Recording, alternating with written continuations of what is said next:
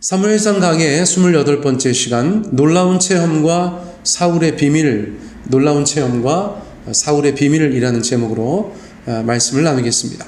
지난 설교에서 다룬 마지막 9절부터 다시 시작하겠습니다. 9절 말씀, 그가 사무엘에게서 떠나려고 몸을 돌이킬 때에 하나님이 새 마음을 주셨고 그날 그 징조도 다 응하니라. 하나님께 선택되었고 기름 부음을 받아 임직된 사울, 왕으로 임직된 사울, 그러나 두려움과 떨림, 당황스러움과 준비되지 못한 불안함이 있었을 것이다 말씀드렸어요. 그런 사울에게 하나님은 사무엘을 통하여서 세 가지 징조를 약속하셨다는 것이죠. 만약 그 모든 일이 이루어진다면 자연스럽게 하나님의 동행하심을 확신하게 될 것이다. 결과적으로 그 세 가지 일은 모두 성취되었고 그날 그 징조도 다 응하니라. 그렇죠? 모두 성취되었고 라헬의 묘실 곁에서 두 사람을 만났고 다볼 상수리 나무 근처에서는 세 명의 예배자를 만났고 마지막으로 기브아에서는 선지자 무리를 만났다는 것이죠. 자, 그런데 어떤 이유에서인지 세 번째 사건은 따로 소개하고 있어요. 오늘의 본문이 바로 그 내용입니다. 세 번째 사건만 구체적으로 성취된 과정, 그 내용을 저희들 가운데 말씀해 주고 있다는 것입니다. 그만큼 중요한 의미가 있기 때문에 그렇지 않으시겠습니까? 자, 10절 말씀 보면 세 번째 징조가 어떻게 구체적으로 이루어졌는지 그것을 말씀해 주고 있어요. 자, 그들이 산에 이를 때에 선지자의 무리가 그를 영접하고 하나님의 영이 사울에게 크게 임함으로 그가 그들 중에서 예언을 하니. 사울이 기브아에 도착했습니다. 자신의 집입니다. 그때 사무엘의 예언대로 선지자 무리를 만나게 됐다는 것이에요. 자, 그런데 선지자 무리, 이 말이 좀 낯설지 않으세요? 왜 그럴까요? 우리가 아는 구약의 선지자들은 대부분 혼자 다니잖아요. 그렇죠? 엘리야가 막 때로 다녔습니까? 그렇죠? 이사야가 막 여럿이 다녔어요? 그렇지 않잖아요. 그렇죠? 그런데 여기에서만 굳이 선지자 무리라는 말이 나온다는 것이에요. 선지자 무리. 자, 그래서 이것을 많은 성경학자들은 선지자 생도들이라고 이야기해요. 생도들, 훈련생들, 진짜 선지자가 되기 전에 후보생들이라고 이야기하는 것입니다. 자, 실제로 사무엘은 선지학교를 운영했던 것 같죠? 그렇죠? 그래서 그 훈련생들일 것이다. 그렇게 이해하고 있어요. 어쨌거나 그 무리가 사울을 영접합니다. 자, 그 무리 가운데 조인하였어요. 그렇죠? 자, 그러자 하나님의 영이 사울에게 크게 임하셨다는 것입니다. 하나님의 영이 사울에게 크게 임하셨다. 자, 이 표현은 직역하면 하나님의 영이 그를 강력하게 눌렀다 이런 뜻이에요. 하나님의 영이 막 강력하게 눌렀다, 크게 임하셨다 그런 뜻이라는 것이에요. 자, 그 결과 어떤 일이 벌어졌다는 것입니까? 사울이 예언을 했다는 것이에요. 여러분, 구약 성서에서 성령 하나님의 역사 중에서 가장 도드라진 것은 바로 대언입니다. 대언. 이것은 너무나 분명한 것이에요. 그래서 성령 충만한 자는 예언을 하게 되는 것입니다. 자, 그래서 마지막 날 자녀들은 예언할 것이요라는 말씀, 그렇죠? 그것이 특별한 것이에요. 특별한 것입니다. 자, 그러니까 선지자들의 전유물이라고 생각했던 예언을 사울이 하니까 더군다나 그 성읍에서 굉장히 놀라운 이슈가 되는 거죠. 그렇죠? 사람들이 들썩들썩합니다. 여러분 11절부터 보세요. 전에 사울을 알던 모든 사람들이 사울이 선지자들과 함께 예언함을 보고 서로 이르되 기스의 아들에게 무슨 일이 일어났느냐? 사울도 선지자들 중에 있느냐 하고 그곳에 어떤 사람은 말하여 이르되 그들의 아버지가 누구냐 한지라. 그러므로 속담이 되어 이르되 사울도 선지자들 중에 있느냐 하더라. 자, 이미 기브아, 사울이 살고 있던 그 동네로 돌아온 상황이죠. 들어왔습니다. 그러므로 사울의 이러한 행동은 마을 사람들이 다 지켜보는 행동이 됐다는 것이죠. 그러니까 큰 이슈가 될 수밖에 없었어요. 자, 첫 번째 반응은 무엇입니까? 기스의 아들에게 무슨 일이 일어났느냐? 사울도 선지자들 중에 있느냐? 이렇게 사람들이 말했다는 것이에요. 앞서 나눈 것처럼 예언은 선지자들의 것이라는 인식이 강했어요. 그러므로 사람들은 사울도 예언하는 것에 대해서 의아해 했다는 것이죠. 그리고 사울도 선지자가 되었느냐? 그렇게 서로 말했다는 것입니다. 자, 두 번째 반응은 무엇입니까? 선지자 무리를 향한 반응이었어요. 그들의 아버지가 누구냐? 그들의 아버지. 이게 그들의 아버지니까 그 무리의 정체는 무엇이냐? 이런 정도로 저희가 이해할 수 있겠습니다. 선지자 세계에서는 그 스승과 제자가 있었어요. 그렇죠? 그 스승과 제자는 아버지와 아들로 인식되었어요. 그렇죠? 아버지요. 그렇게 부르기도 하고 아들아. 그렇게 부르기도 한 것이죠. 그러니까 그들의 아버지가 누구냐? 이 말은 저 선지자 무리의 영적인 스승이 누구냐? 그런 질문으로 저희가 이해하면 되겠습니다. 자, 그런데 이 사건 때문에 이스라엘에 속담이 하나 생겼다는 거예요. 속담이 생긴 배경, 그것을 저희 가운데 말씀해 주는 것입니다. 그 성경을 읽다 보면 이스라엘의 속담이 어떻게 생겼는지 그런 배경도 알게 되니까 참 놀라운 책인 건 분명하죠. 그렇죠? 자, 어떤 속담이었습니까? 사울도 선지자들 중에 있느냐. 자, 어떤 상황에서 쓰는 속담이냐가 중요한데 어떤 사람에게 갑자기 큰 변화가 찾아왔을 때 이 말을 썼다는 것이에요. 어떤 사람에게 전혀 예상치 못했던 큰 변화가 찾아왔을 때 사울도 선지자 중에 있느냐 이렇게 얘기했다는 것입니다. 자, 아무튼 폭풍과 같은 일이 지나갔어요. 사울이나 그 가족들 그리고 마을 사람들 모두에게 충격을 가져다 준 사건이었던 것이 분명하죠.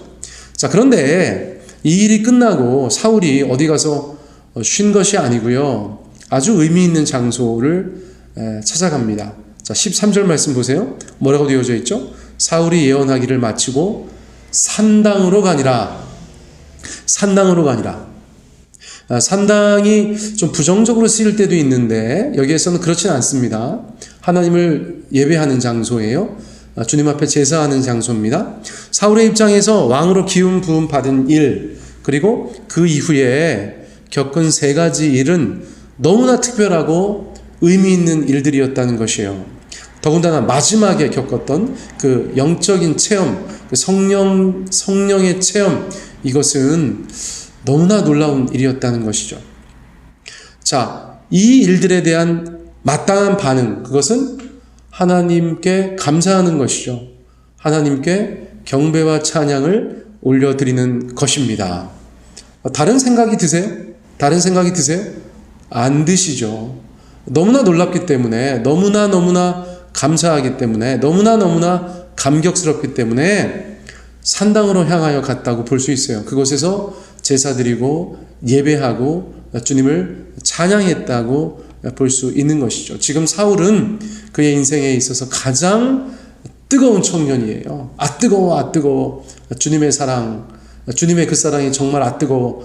그런 찬송이 제대로 나오고 있는 그런 때라고 저희가 볼 수 있겠어요.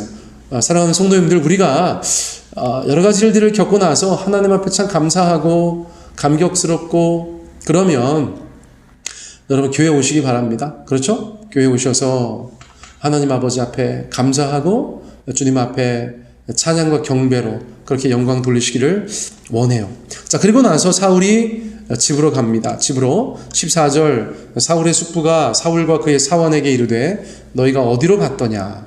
사울이 이르되 암나귀들을 찾다가 찾지 못함으로 사무엘에게 갔었나이다. 자, 며칠 동안 떠나 있던 사울이 마침내 집으로 돌아왔어요. 여러 사람들과 여러 이야기가 있었겠지만 본문은 사울과 숙부의 대화를 저희들 가운데 전해주고 있어요. 일반적으로 사울의 숙부, 삼촌은 아버지 기스의 형제인 넬 넬이라고 봅니다. 넬. 성경에 실제로 넬이라는 숙부가 나오죠. 여기서는 이름이 나오지 않지만 숙부, 사울의 숙부는 넬밖에 없어요. 이름이. 그래서 넬의 아들 아브넬이 나중에 사울의 군대 장관이 되기도 하죠. 자, 어쨌거나 그 넬이라고 보는 것이에요. 숙부는 오늘 사울이 보여준 아주 이상하고 낯설고 특별한 행동에 대해서 관심을 가질 수밖에 없었을 거예요. 조카가 어디 뭐 잘못됐나 걱정도 됐겠죠. 그래서 하나하나 이제 캐보는 거죠. 암나귀를 찾으러 갔던 것은 다 아는 거니까 숙부 넬이 그 길에서 무슨 일이 있지 않았을까, 그렇게 합리적인 의심을 가지고 물어보는 것이죠. 너희가 어디로 갔더냐. 이 질문에 대해서 사울은 이제 고지고대로 말하죠. 암나귀들을 찾다가 찾지 못함으로 사무엘에게 갔었나이다. 이것은 팩트죠. 사실입니다. 그런데 숙부 입장에서는 더 흥미진진한 거예요. 야, 우리 조카가 사무엘을 만났어? 세상에. 사무엘 선지자를 만났다고? 그러니까 사무엘하고 무슨 얘기를 했을까? 여러 생각이 들었겠죠. 분명히 무슨 일이 있었을 것 같다. 15절 사울의 숙부가 이르되 청하노니 사무엘이 너희에게 이른 말을 내게 말하라. 뭔가 아는 사람처럼, 그렇죠? 뭔가 아는 사람처럼. 참 무서운 거예요. 이게 가족이라는 게. 제가 저희 아내한테 며칠 전에 또 엄청 놀랐거든요. 뭐 구체적인 얘기를 안 해도 뭔가 이렇게 저를 꿰뚫어 보고 다 알아요. 뭘 맞춰요. 깜짝 놀라요. 예, 무서워 죽겠어요. 그런 거죠, 그런 거. 삼촌이니까 조카가 뻔한 거예요. 너 어디 갔었어? 이런 거죠. 그래서 사무엘하고 무슨 말 했어? 그렇게 꼬치꼬치 캐묻는 것입니다. 자, 더군다나 15절에 사울의 숙부가 이르되 청하노니 사무엘이 너희에게 이른 말을 내게 말하라. 청하노니가 무슨 뜻이에요? 야, 너무 궁금한 거예요. 우리 조카 사울과 사무엘 선지자가 도대체 무슨 말을 했을까? 어떤 일이 있었을까? 너무 궁금하니까 please, 그죠? 청하노니 그렇게 이야기했다는 것입니다. 자, 사울의 대답이 궁금하시죠? 16절 사울이 그의 숙부에게 말하되 그가 암나귀들을 찾았다고 우리에게 분명히 말하더이다 하고 사무엘이 말하던 나라의 일은 말하지 아니하니라. 역시나 사울은 사실대로 말했습니다. 그가 암나귀들을 찾았다고 우리에게 분명히 말하더이다. 하지만 사무엘과의 대화에서 암나귀 일은 하나도 중요하지 않아요. 자, 무엇이 중요합니까? 큰 일은 따로 있죠. 바로 나라의 일이죠. 나라의 일, 왕으로 세워진 일, 그런 것들인데 나라의 일은 말하지 않았다는 것이에요. 왕으로 선택되어서 이미 기름 부음 받았습니다. 삼촌, 사실 제가 왕입니다. 이렇게 말하지 않고 철저하게 비밀을 지켰다는 것입니다. 여러 가지 이유가 있겠지만 크게 두 가지 생각할 수 있어요. 첫째, 사무엘도 기름 부음을 행할 때 은밀하게 했습니다. 사울만 남게 하고 사환을 먼저 가게 하고 아무도 없을 때 하나님 앞에서 단둘이 기름 부음을 행했죠. 사무엘도 신중하고 은밀하게 그 일을 처리했다면 사울은 선택의 여지가 없는 거죠. 자, 두 번째, 지금 대화하고 있는 상대가 숙부다, 삼촌이다, 이거죠. 가족들이 이 일을 알게 된다. 삼촌, 제가 왕이 됐어요. 그러면 여러분, 이게 진짜 일파만파 아니겠습니까? 일파만파. 공식적인 루트를 통해서 사울이 왕으로 세워지는 이런 것이 아니고 세상에 막 동네에 소문이 나고 이스라엘 전역에 소문이 나겠죠. 베냐민 지파의 기스의 아들 사울이 왕이 됐다더라. 카더라 통신이 작동하게 되니까 혼란스러워지죠. 그렇죠? 이것은 마땅히 비밀에 붙여졌어야 되는 그런 일이라는 것이에요. 그래서 사울은 지금까지 보여준 모습은 나쁘지 않습니다, 여러분. 사울이 이제 나중에 좀 망가지고 잘못된 모습을 저희가 아주 강하게 기억하다 보니까 사울이라고 하면 뭐 그냥 날 때부터 뭐가 이상한 사람인 것처럼 생각하는데 전혀 그렇지 않고요. 사울이 여기까지는 아주 좋습니다. 너무 좋습니다. 자, 그러니까 오늘 이 말씀 들으시면서 여러분들 어떤 생각하셔요? 영적인 체험들이 좀 이루어지면 좋겠다, 그런 생각이 드시죠? 지난주에, 그렇죠? 지난주에 수요 예배 때 우리 한철원 교수님이 그런 얘기 하셨어요.